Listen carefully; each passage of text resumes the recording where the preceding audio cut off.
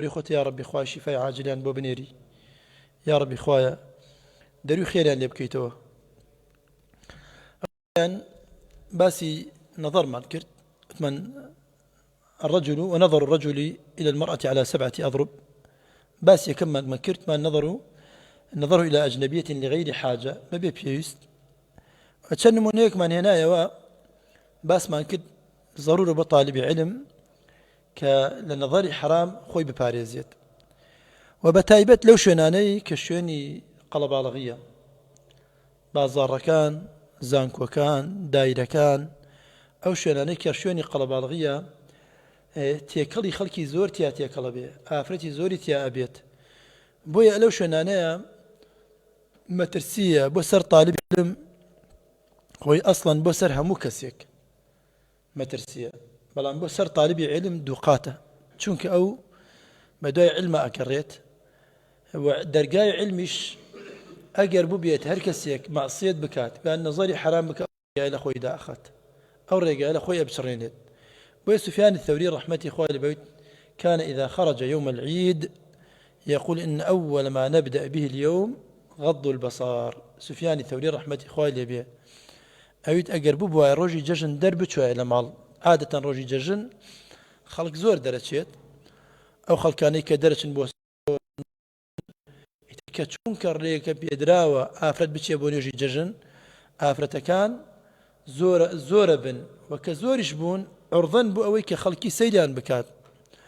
وبويا سفيان الثوري رحمة إخواني به أيوت من أول ما نبدأ يومنا أمرو يكم شد كدسي بيكين يكم كار لروجي ججنا كدسي بيكين عليكم السلام ورحمة الله وبركاته كدسي بيكين شاي خمان ببارزين لحرام لنظري حرام وأتا يكم واجبي ججنت يان روشتنت بو شونك قلبالغي هر مناسبة كديني بو يان دنيوي بو یان بازارێک بوو یان زانکۆیەک بوو یان پەیمانگایەک بوو یان خوێندگایە بوو ئاگدار بە یەکەم واجبی تۆ چییە؟ چاوت لە حرام بپارێزی. ئەوجا حسان بن أبي سنان رضا و ڕەحمەتی خوای لێ بێ ئەڵێن خرج يوم العيد ڕۆژی جەژن دەرچوو فقيل له ما رأينا عيدا أكثر نساء من هذا العيد. ئێمە لە هیچ جەژنێکە بقدر أمر آفرت ما النبي أو الزور به أم ججنا آفرت زور بو خلقك بكيوت بحسان بن أبي سنان يوت حسان فرمي والله ما رأيت امرأة قط والله من هات مروش من هيك آفرت من نبيني هيش نازم بس شيء كنيو آفرت لكيو بيني من نازم طبعا هم خلقك بينيوتي والله أو حالي شون بوا سباسكين حالي شون بوا حالي حسان بن أبي سنان ركاتي قشت مال خزانكي فرمي بي فلما عاد بيتي يوم العيد قالت له كم امرأة حسناء إن نظرت إليها وكان آفرتي جوانت أمر سير كل الرقاي مزقوت الرقاي درشونت. فقال حسان بن أبي سنان والله منذ خرجت ما نظرت إلا في إبهامي والله لو دقي لمال درشوم هتاكو قرامة ومن بس سيري أو بنجي خو ما كرت لو زيادة سير منا كرت أو خوي مشغول ببنجي وكي بشكو شاوي بحرام أنا شت ڕۆژی قەڵەباڵغیەکانە بۆی ئەمە هەدی سەلەف وا بوو ئەو شوێنانەی قەڵەباڵغن خۆیان لە حرەمە پاراست. حەسان بن سینان تەنها بەسەری پەنجەی خۆم کرد هاتم و ڕۆشتم و هەر ئافرەتی هەر نەبینی هیچ دیمەنێکی نەبینی. بۆیە ابن مسعود ڕەزا و ڕەحمەتی خوای لێ بێ ڕۆژێکان چوو بۆ ماڵێک ئەڵێ عاد رجلا ومعه رجل يعني چوو سەردانی پیاوێک بە پیاوەکە نەخۆش بوو و پیاوێکی تری لەگەڵا بوو هاوڕێکی لەگەڵا بوو ئەم هاوڕێ دیارە لە سەحابە نەبوو. فلما دخل الدار كانت چوننا حوشی ماڵەکەوە فجعل صاحبه ينظر إلى امرأة في جانب الدار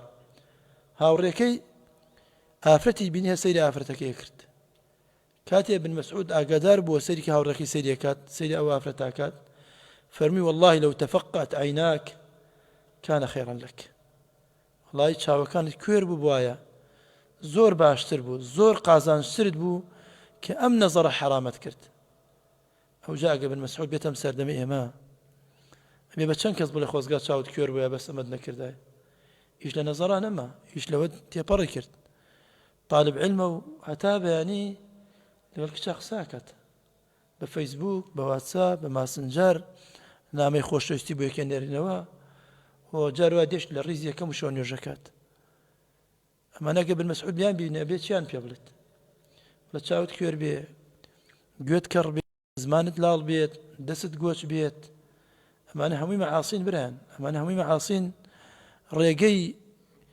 قيامة اللي كيوركن بردي صراط اللي شارنوا فاتخلص كين إلا قيامته بويا فقهاء من بوشي بابي نظري إلى غير النظر المحرم باسكي كم شد أزانت كتو فقيه بويت نابي ببي تشاو بارستن ببي تفقيه ببي تشاو بباريزي أو جابي تفقيه أو جابي تفقيه كراه سقيناه خلقك زور ابن صاحب عمامه وميزر ابن صاحب جلوب الجملايتي بلا مكن روش سيركي سواري بيو ديارنيا يسيش بينين وتار روجانا ملايا وسيركي خەریکی دڵداریە مەلایە و سەیرەکەی خەریکی پارە خواردنە مەلایە و خەریکی دولار دزی کردنە مەلایە و خەریکی خەڵکیە خەڵەتێنێت ئەمە سەبەبی چیە سەبەبی کە دەستیان کرد بە فەقیهەتی یەکەم سەن بۆ خوانە بوو دووەم خۆیان لە حرام نەپاراست بۆیە نەزەری حرام برایان ڕێگەت کوێرەکاتەوە بۆیە ئاگدار بین ئێمە لەو بابەوە بارك الله لكم أمجا فرمي والثاني نظره إلى زوجته وأمته فيجوز أن ينظر إليها ما عدا الفرج منهما فرمويت أمجا نظري كسيك بو خيزانك بو نمنا طبعا بران وثمان النظر الرجل يعني نظري حرام بيودني بكسيكي جنجو يا كسيكي قولا أقل تمنش 6 صالح بو هبي هالنظري خود باريزي الله والله كاكا من شي ما ولا دنيايا شي قيتشي قسيرج بكم خو ما بس خراب نيه ما بس خراب نبيتيش خو هر خودي تاوانا شهوتيش نبيت هر تاوانا سرت نسيت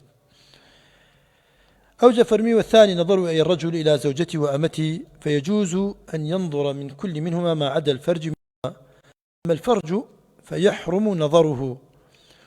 وهذا وجه ضعيف والأصح جواز النظر إليه لكن مع الكراهة يعني درستا بياو سيري خيزاني خوي بكا بكاملي وأجر كنيزش هبو كنيزة كشي درستا سيري بكات بلام على شيء على تنهاد دايوني لوجهك ضعيفة يعني لوجهك مذهبي الشافعي ضعيفة على حرامة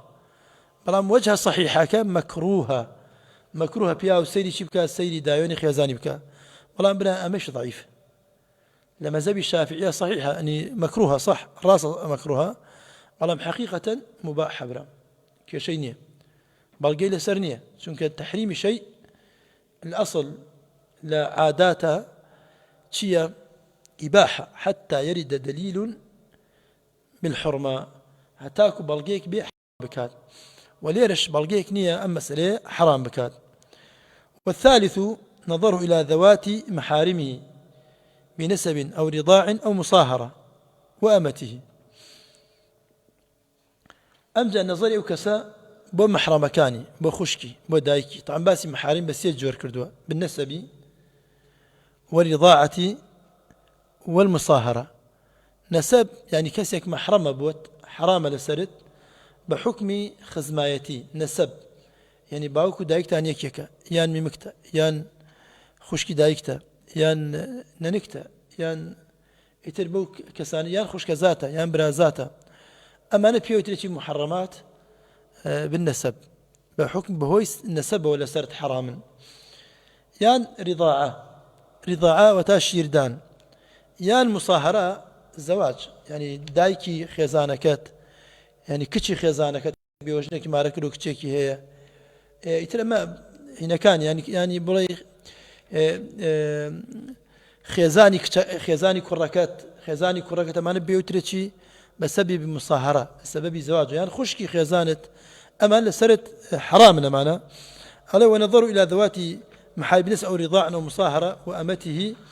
فيجوز فيما عدا بين السرة والركبة يعني كسيك دروستا سيري آفرتي بالنظري بكات دروستا نظري بكات ما بين السرة والركبة بين ابن أجنوي وناوكيوا أمن ده دروستا طبعا برانا معنا لأن دروستا نك يعني إنسان مرة بان قصير بكا يعني كوتا برشاوي وسير شكرت توش تاوان نابت أقد داعي نبو بەڵام بابی ڕضاعەیان برایان بابی مساهرە بنی ئادەم هەرچەنە حەرام بێ حەڵال بێ بووی لە بابی مساهرەیە و لە بابی ڕضاعەیە هەرچەنە خوای پێداوە نەظەری بینی سوڕە و ڕکبە نەبێ بەو دوای بەسەرەوە جائیزە ئەولاتر و ئەحوەتتر و باشتر وایە بەنی ئادەم نەظەر نەکات بۆ چونکە وازعی نەسەب زۆر بەقەوەترە لە وازعی چی لە مساهرە و ڕضاعە و دەرگای فیتنە ئەگەری هەیە تیا بکرێتەوە چونکە چەندجا زۆر جا بیستمانە کەسێک ئیشی خراپی لەگەڵ خوشکی خێزانی خۆیان کردە یان لەگەڵ خوشکی خۆیان لە ڕضاعە هیچ وازعێکی نەبوو بووی لە ڕضاعە يعني بشير خوشکی شیری سیرەکەی يعني نفسی تەجاوزی کات نفسی بووە ڕات یان کەسێک پەرژینە قایم لە ڕوتان بێت لەگەڵ کچی خێزانەکەیە یان لەگەڵ خێزانی کوڕەکەیە ئەمانە ڕۆژانە بیستینەمانە ئەم شتانە محەڕەماتانە خۆ ڕاستە لە ئەسڵە حەڵاڵە بەڵام داعی فتنەی تیا هەرماوەتەوە بۆ هەندێک کەس هەرچەنە بۆ هەموو خەڵکی نییە بەڵام بۆ هەندێک کەس داعی فتنەی یا ماوەتەوە خۆی بپارێزێلی ئەگەر حەڵاڵیش بوو خۆتی لێ بپارێزە یان جاروایە کەسێکە لە من دروستە ماچی خەسوم بکەم یان خەسوو دروستە ماچی زاواکەم بکەم کاکەمە شەرع ڕێداوە بەڵام ئەگەدار بە لە کاتێکە چی مع ئەمان الفتنە ئەگەر لە فتنە ئەمین بی جاروایە خەسووت زۆر گەنجە فەرقی نێوان تۆ و خەسووت سەرێکی ساڵە 2 ساڵە کەسێک خۆی بەتەمەنە ڕۆی کچێکی گەنجی مارە کردووە لەگەڵ خەسووە کاتێ سەیرەکەیتەوە 2 ساڵ بینیان تا ئەمە یان مەترسیتایە مەترسی دروستی فتنەی تیا دروستە بێتەوە ئەگەری هەیە شەیطان یاری خۆی بکانم بینەیە ئەگەری لە ڕێر دەرت کات بۆی ئەم شتانە من باب الاحتياط ومن باب الأولى خوتي لي بباريزة مرة دورية. والرابع النظر لأجل النكاح فيجوز إلى الوجه والكفين أمجا كسك نظرك ما بستي شيء ما بستي زواج كوت ما بستي زواج ما بستك فعلي حقيقي جنجي وايد دس على صيري آفرتك والله شيء من بتمام زواج بكم يتو دس على بس خوتها خلطني برام أو نيتي زواج هي أبي إمكانيتي ماديها بيت فعلا خوي آمادك البيب والزواج نكتو هم روجة سيري وآفرتاناكي والله بزانم أقول يا كاكا بو نظر والله كاكا من بنيتي زواج ما بنيتي زواج يكوا تويش آمادة نكردو غير نيتكت لقل كردو كات قنجاون بيكوا كات يكردو كات يشد بوي نكردو وتت نية ما عجز فيه وتريه شونك إمام عمر النية على خلاف العمل عجز تو عمل بو زواج ناكي أشي نظرك نظري حرامك يلا والله من كاك بتماي زواجه كاتي بتماي زواجي تو نظر بو الدروس السير بكي يكم أبي كردوت كربي بو الزواج خد آماده كربي بو الزواج دوهم أبي فعلا أو آفرتي تو نظريك خود لتقديري خوتا شياو بيتو قنجاو بيبوتو تو خود كابرايك دين داري سيري آفرتك روت قوتك على والله من بنيتي زواج تو خو مد بو بينن خو ماري ناكي يعني تو كابرايكي مفلسي فوقوري روشتو سيري آفرتك كي آفرتك بكيش خود آلتون تكيشيت أزاني 1001 جار بي ماسكا شوت بيناك يتر نظري تشيكي كاك بچي بتماي زواج وكي بتماي زواج بونا يعني تو لقومك أو لقومك ديكي أزاني سطا أم قوما جنبتون آدن يتر نظري تشيكي هم جاري لك والله من بنيتي زواجم كاتنيتي زواج بفعلا تو آماده ببو زواج دوم أو كسي كبتماي تاي تو نظري سيدي أكي فعلا شياو بيبوتو كسي شياو بيو قنجاو بيبوتو نكتو يقيني تبي والله من يقيني تبيت كبيتي نادا والله من سيدي كم بنيتي زواج بتو نادا تاي ورا والله بتماي زواجم أمجد شنيك بي سيدي كوبك إبراهيم شنيك يعني دروسته سيد بكريت الوجه والكفين الوجه دلالة على مجمع المحاسن دمشاو هرشي جواني هي اللي دمشاو خوي كويا كاتو بويا كفايتها أجي كسك سير دمشاو يكرد بناس أم كسد جوانا واليدين للدلالة على الخصب بو الرنجي آفرتك بزاني وبزاني آفرتك يعني بلين آفرتك الزبرنية آفرتك مثلا دس الديماني ناشرينية كغيري هي دمشاي جوانا بلام جسمي ناشرينة أما بەدەست و دەموچاو دەرەکەوێت و ئافرەتە شیاوە لە ڕووی جوانیەوە بۆ شیاو نییە بۆی لەو زیادەڕەوی لەو زیاتر نکات زیادەڕەوی نەکا مەسەڵەن بەچی هەڵ بە دوای شوێنێکی ترا دیکەیە بگەڕێ نەزەری شوێنێکی ترێکە وەڵام من بە تەمای زەواجم خۆی دیمەنی زەواج ئەو کەسێ بە دوای زەواج ئەگرێ ئەگەڕێت لە دەموچاوە دەسە دەرەکەوێت فەئتوا البيوت من أبوابها لە دەرگای خۆیەوە وەرن لە غەیری دەرگای خۆیەوە نەیەن بە دوای زەواجا بگەڕن و بڵێن ئێمە بە دوای بە تەمای زەواجین و ئەو جەش عمرێ تەواو بکەی لە نەزەری حرامە وخۆت لە قاپی خۆی گەورە سەرشۆڕ بکەی وإنما الأعمال بالنيات وخوي يقول أقل الدلقان تانية أقل الدلقي تو بوشي سيدكات أقل بو أم بس نبيت ودلنيا بخوي يقول لآستي كسيباش كورتكات چونك أم نظرت بوسيلتك الشرعي بكارنينا بو خوي يقول يعاملك بنقيض مقصودك خوي يقول بقوري ضلت معاملة دغلاك أقل فعلا ضلت داوي الزواج كات أو كسيباش وجوان وشياود بورك خات ئەگەر بە نیازی شتێکی تری ئەتۆ ئەو خەڵکی بە خەڵەتیێنی کە تۆ بە تەمای زەواجی وەخەت و لەوایە تۆ بەس ئەتەوێ نەزەر بکەیت و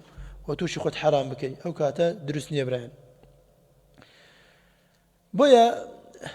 پێغەمبەری خوا صلی الله علیه وسلم فرمودەیەکی ئەبی هورەیرە گێڕتەوە قال كنت جالسا عند النبي صلى الله عليه وسلم فأتاه رجل فأخبره أنه تزوج امرأة من الأنصار كابراء كاد بلاي في غمر إخوة صلى الله عليه وسلم وتي في غمر إخوة من آفرتك ما ركر لأنصار وتأم في مهاجري بخوي في غمر إخوة صلى الله عليه وسلم فرمي أنا نظرت إليها ودي سيروا آفرتت كرد يعني سيري ديماني تكر وآفرت ورد دعوات كردوا دعواي كردوا يتزوجوا يعني شيء يعني عقدي لسر كردوا فرمي نايا في غمر إخوة سيري منكر قال لا قال فاذهب فانظر إليها فإن في أعين الأنصار شيئا وتبرى سيدي جن خوازيا ونابت ولا نبيني وتاو قيناك برى سيدي بك عادة عند لزانان تفسير يعني كردوها فإن في أعين الأنصار شيئا على برى سيدك شاوي آفرتاني أنصار شتيكي تيداي أي تي في غمر خواه صلى الله عليه وسلم نيفرمو چي تيداي با خوي برات سير بكات أجري أو لا في غمر خواه صلى الله عليه وسلم كبعيبة حساب بيت لا أو بعيبة نبيت أجري يعني طبعا زانان فرمينا عندي قوتي نوع خياليك تيدا عندي قوتي أنا تشاوي أن بتشوكا آفرتاني أنصار بويا أم في غمر خواه صلى الله عليه وسلم فرمي فانظر إليها فإن في أعين الأنصار شيئا اشتكي تيدا بس نوي تشتكت شيئا واتابرو سيركا واتا السنة دروستا جائزة كسك بتماي آفرتي بيت شي بكات سيدك بكات برلوي ماري بكات برلوي عقدي لسر بكات أو جعل خطب المغيرة شعبة امرأة فقال له النبي صلى الله عليه وسلم انظر إليها فإنه أحرى أن يؤدم بينكما مغيرة داي آفرته كرت وفي غمر خاص صلى الله عليه وسلم فرمي برو سيدك بكا سيدك بكي بۆ ژیانی مستقبلی خۆتان باشترە بۆ علاقە و تەبایی بین خۆتان باشترە بۆ کە زەواجەکەت لە قەناعەتێک بوو کە ڕازی بوویت بە دیمەنەکەی دوای تووشی سەدمە نابی دوای تووشی ئەوە نابی بڵێ وەڵام من هەڵخەڵەتراوم یان من خەڵەتام یان ئافرەتەکە دیمەنێکی بە دڵت نەبێت دوای دڵت سار بێتەوە لەو ئافرەتە پاش زەواج ئەمجا علاقەتان تا سەر نەبێت زەواجتان تا سەر نەبێت کە بێتە مای ئەوەی لە یەک جیا ببنەوە بۆیە دروستە برایان هەر کەسێکی مارە کرد بە تەمام و فعلەن مارەی کات سەیری دەموچاوی بکات و سەیری دەستی بکات من حيث علمت أو لم تعلم ئەگەر ئەم ئافرەتە کە بزانێت ئەم کەسە سەیریەکات یان نەزانێت یان جار وایە کەسەکە نابینرێت ئەڵێن حەزەکەین بیبینین مەجلیسێک دابینێن عادەتەن خەڵکە عرفەن خەڵکە ڕوا بۆ شوێنێک هەوڵە دەن بە طریقەتێکی غیر بە طریقەتی مباشر ئەم دوو کەسەیەک ببینن یان بۆ نمونە کە ئەچن بۆ ماڵەکە ئەو کچە ئاو دێنێت چایە دێنێت شەربەتێک دێنێ بۆ میوانەکان ئەوش ئەلەو دەقا سەیرێکیەکە ئەگەر ڕازی بوو بە هینەکەی بە دیمەنەکەی یان ئەوە تا کەسێک مەسەن لە دایرەیەکە لە شوێنێکە لە کارێکە کاسبیەکە شوێنێتە کەسێک دێ پێڵێ ئەوە فڵانە کەسە سەیرێکی بکە ئەم کەسە دروستە سەیرێکی بکات لەو کاتە ئەگەر ئەو کچەش پێشی نەزانێت و ئەمەش لە هەندێک ڕووە باشترە ئەگەر ئەو کەسە خۆی بکەوێتە بەر چاو بەبێ ئەوەی ئەمان یعنی کاتی بۆ دابینکەن و شوێنی بۆ دابینکەن بۆ لە هەندێک ڕووەوە لەوێ ئافرەتە لەوێ بە حەقیقەتی خۆی دەربکەوێت بە میکیاج و بە تەزویر و بە غەش و بە شتەوە دەرنەکەوێت ئەمە ڕوویەکان ڕوویەکی دیکە ئەو ئافرەتە لە هێندە جار ئیحراج ببێت کەسێک دێتە داوای و دوای ئەم پەشیمانە بێتەوە لەوێ تۆزە نەفسیەتی بشکێتەوە جارێک دوو کەسێک دێت سێ دێکاتەوە گەڕێتەوە تۆزێ بشکێتەوە ئەمەش باشتر وایە ئەگەر کەسێک توانی بەبی ئەوی ئافرەتەکە ئاگدار بێت دیمەنی ببینێت سەیرێکی بکات یان جار وای ئافرەتی وهەیە خۆی ڕسمی خۆی بڵاو کردەوە ڤیدیۆی خۆیان بڵاو کردەوە لەناو خۆیانە کەسێک دێت دیاڵە ئەو ئافرەتەوە ڕسمەکەیەتی ئەوە ڤیدیۆیەکە مەسەلەن لەسەر ئەو کەسە بەمەرجە کوتمان دەموچاو دەست و دەموچاو نەکەمانێککە ئەکرێت لە وەزعێکی ناشیاوە نەقلی بکا بۆ کەسێک دیکە ئەگەر لە ڕێگەی ئەو شەوە بوو دروستە کەسێک بە ئەو نەزەرە بکات. الأول الخامس النظر للمداواة فيجوز إلى المواضع التي يحتاج إليها. دكتورة كان أو كسانيك پەرستارن دروستە نظری ئافرەت بکەن سەیری ئافرەت بکەن بەڵام ئەو شوێنەی تەنها ئەو شوێنەی کە پێویستی پێێتی یەک تەڵەموویەک لە سەروی ئەوە سەیری بکەن تاوانبارن و حرامەنیان لە قاپی خوای گەورەیە بەرپرسیارن. لەم ڕۆژانەیە لە کەناڵەکان دەری کردی دکتۆرێک نزگەی 1000 وێنە و ڕسم و ڤیدۆی ئافرەتی گردووە لای خۆی ئەم ئافرەتە ناتوونە بۆ لای نەخۆش بوونە ئیتر کاتێک کۆنتە ژێری باری تەخدیر و بەنجەوە 1000 ڕسم و ڤیدۆیانی گرتووە ئەم کەسە و لای خۆی هەڵی گرتووە ڕسمی چی ڕسمی ناشیاوی ئەم ئافرەتانە. طبعا برایان ئیمامی شافعی ڕەحمەتی خوای لێ بێڵێ چی ئەڵێ لا أعلم علم بعد الحلال والحرام أنبل من الطب ئەڵێ هیچ علمێک هیچ زانستێک لە پاش حەڵاڵ و حرام لە پاش شەریعەت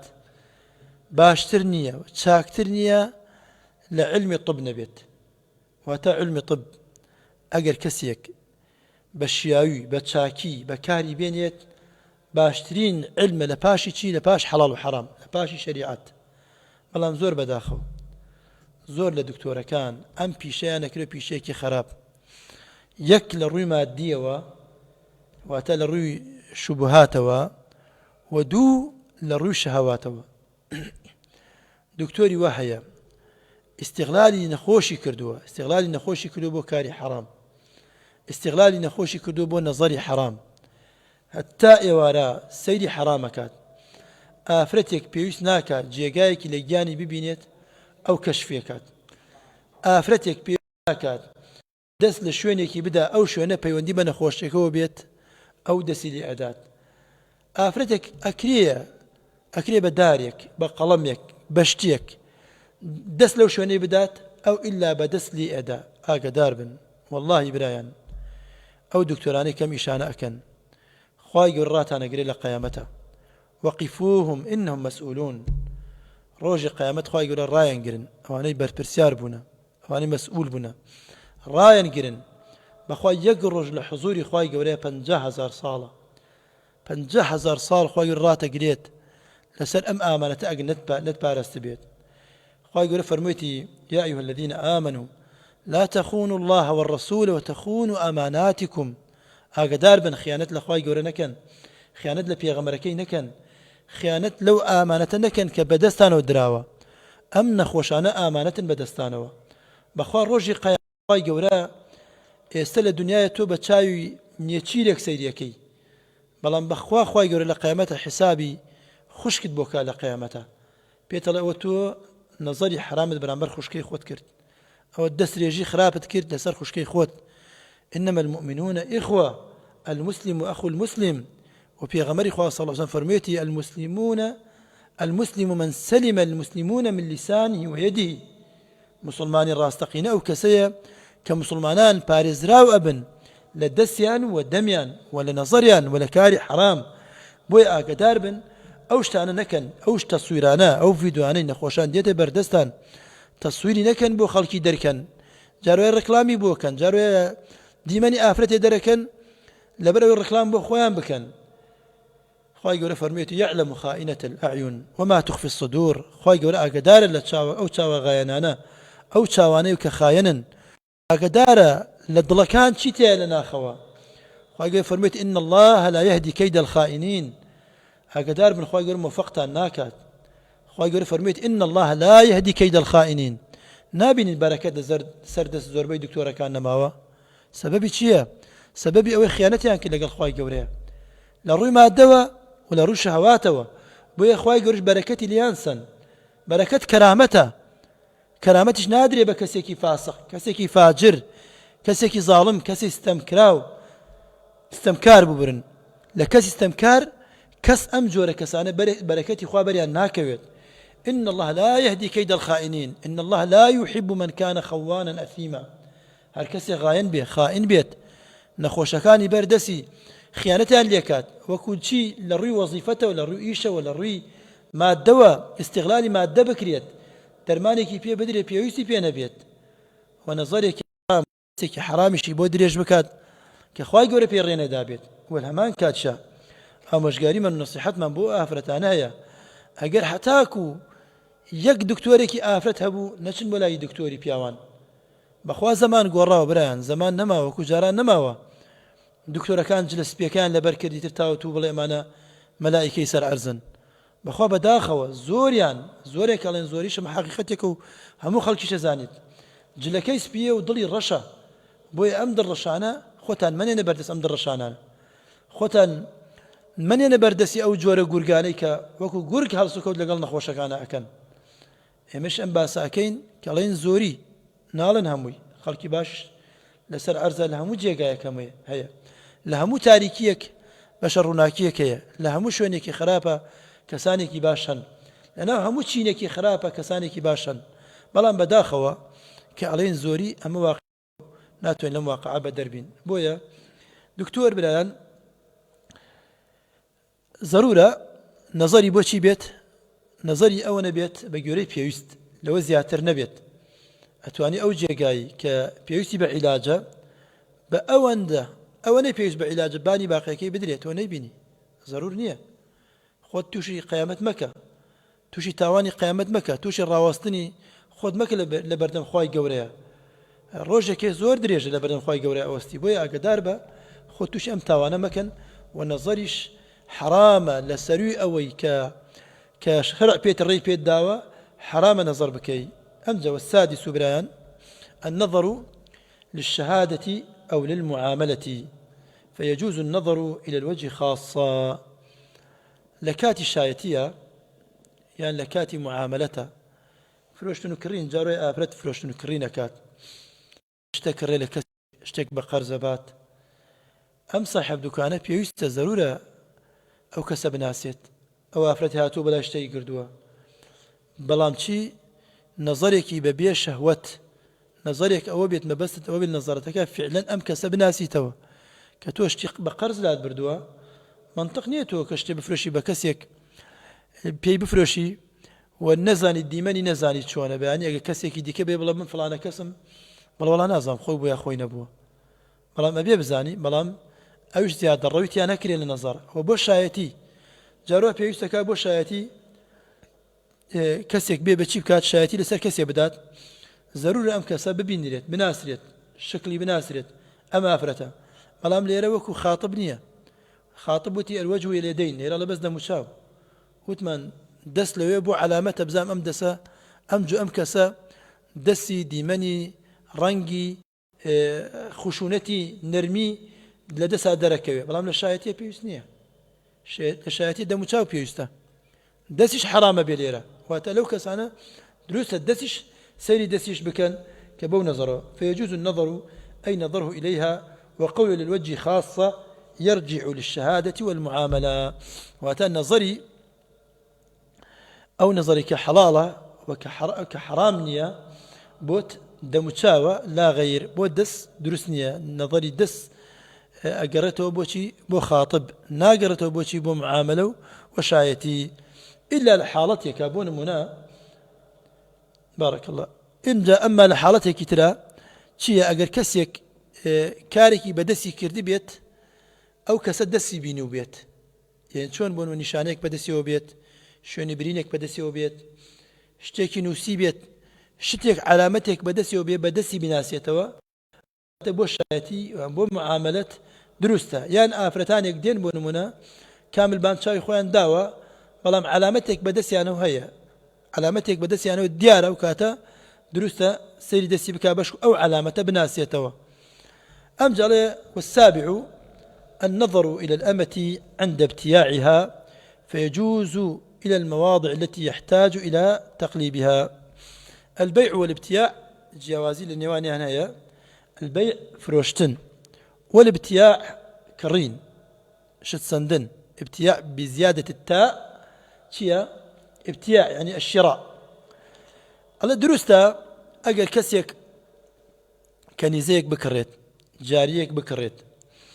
دروستا سيدي بكات فيجوز إلى المواضع التي يحتاج إلى تقليبها أو شوينانيك ضرورة كبون من كسيك كريه كنيزيك كريه خياطي بيك وانيا كخياطي بيك كخياطي بتشيا بهندي آلته آلتي تشاوى آلتي دسا آلتي بيتي بون من أجا خياطي ببيه بكريت أما چونك أجر بيه برابيت يان بيه نقصانيك تدابيت ناتوني إيشك بكات یان کەنیزێکی پێویستە بۆ نووسین ئەم ئەگەر دەسی گۆچ بێت یان دەسی بڕابێتەوە ئەمە دروستە سەیری دەسی بکات لەبەر چی لەبەرەوەی ئەو ئالەتە ئیشی پێکە ئەو کەنیزە ئەو ئەمەیە کە ئەیکڕێ ئەو پێویستە بۆ ئەو شتانە بزانێت یان کەسێک پێویستە بۆی کە بزانێت سەمعی چاوی دەمی ئایا زمانی تەواو لە ڕووینەوە ئەمانە چونکە ئەیکڕێت و ئیشی پێکات ئەبێ بە گوێرە ئیشەکەی بۆ گوێرە و ئیشەی کە پێویستی پێێتی بەگوێرە ئەوانە دروستە سەیری بکە برایان ئەو جا ئەو کاتە ئەگەر سەیری کرد ئەڵێ إلى المواضع التي يحتاج إلى تقليبها فينظر إلى عورتها وشها ولا إلى عورتها ئەگەر کەسێکیش بێت دروستە سەیری قژەکەی بکات لەبەر حاجەتێک بێت بەڵام بۆ عورەتی ئەو ئافرەتە دروست نییە چونکە کەنیزەت بۆ خزمەکاری دێت هیچ ضرور نییە سەیری عورەتی بکات و سەیرکردنی عورەتی حرامە برایان ئەمەنە ئەمڕۆ دەرسی ئەمڕۆ ئینشەڵا دەرسی داهاتوو دێنە سەر بابی چی ئەرکان النکاح ئینشەڵا بە پشتیوانی خوای گەورە بە دەرسی داهاتوو وبارك الله لي ولكم أجمعين وآخر دعوانا الحمد لله رب العالمين